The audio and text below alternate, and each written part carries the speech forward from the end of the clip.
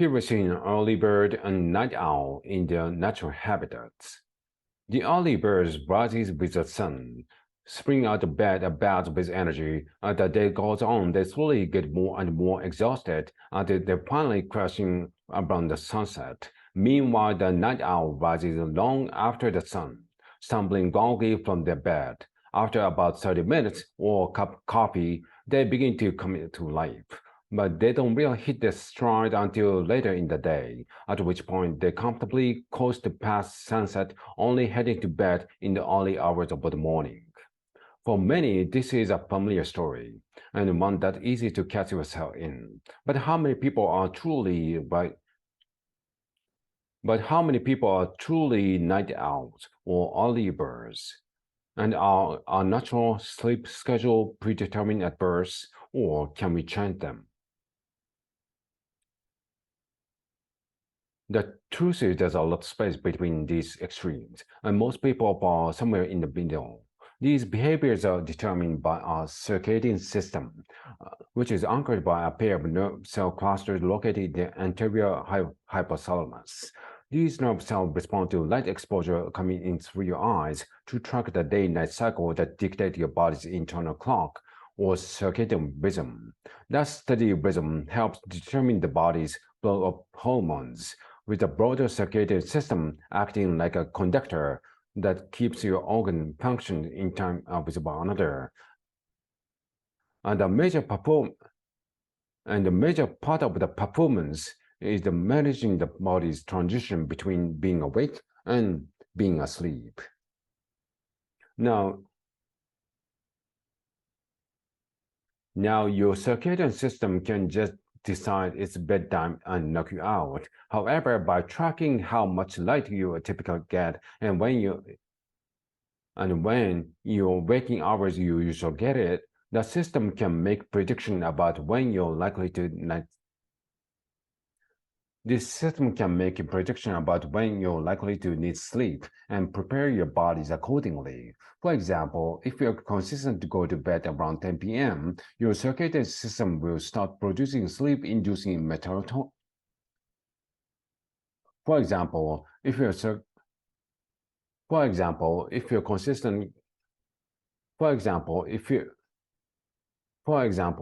consistently go to sleep around 10 p.m., your circadian system will start producing sleep-inducing melatonin around 2 hours before them to tell your bodies it's time for bed.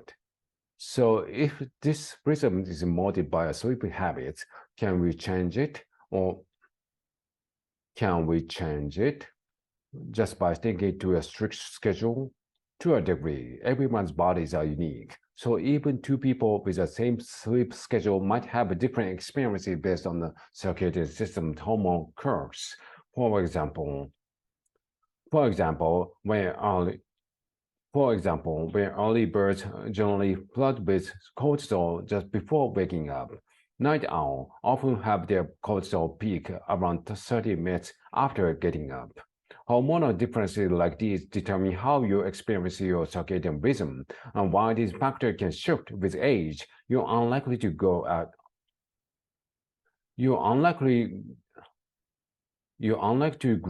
of your body's preferred sleep schedule. That said, you can cultivate habits to help or hinder your circadian rhythm. Keeping consistent sleeping hours helps your body accurately predict when to send the hormones. Keeping consistent sleeping hours help your body accurately predict when to send the hormones, making it easier to stick to your schedule. Conversely, research in sleep-deprived college students have found their unpredictable sleeping habits weaken their entire circadian system.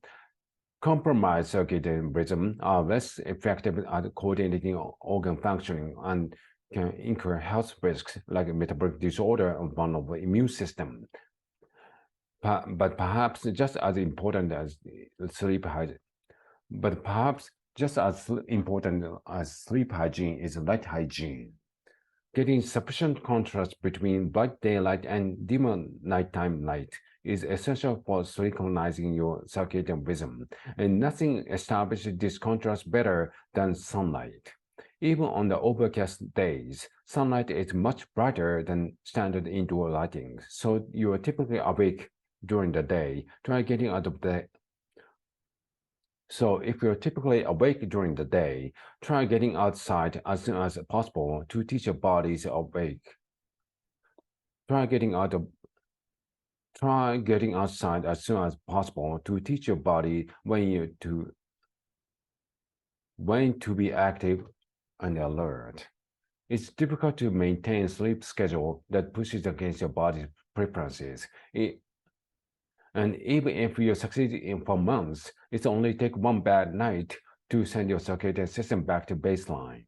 But whether you're early bird or night owl or somewhere in between, it's important to remember that as long as you're consistent, there is no wrong time to wake up or go to sleep.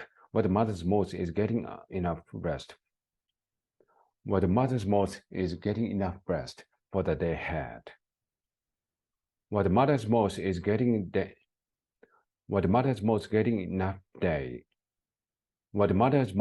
enough rest for the day ahead.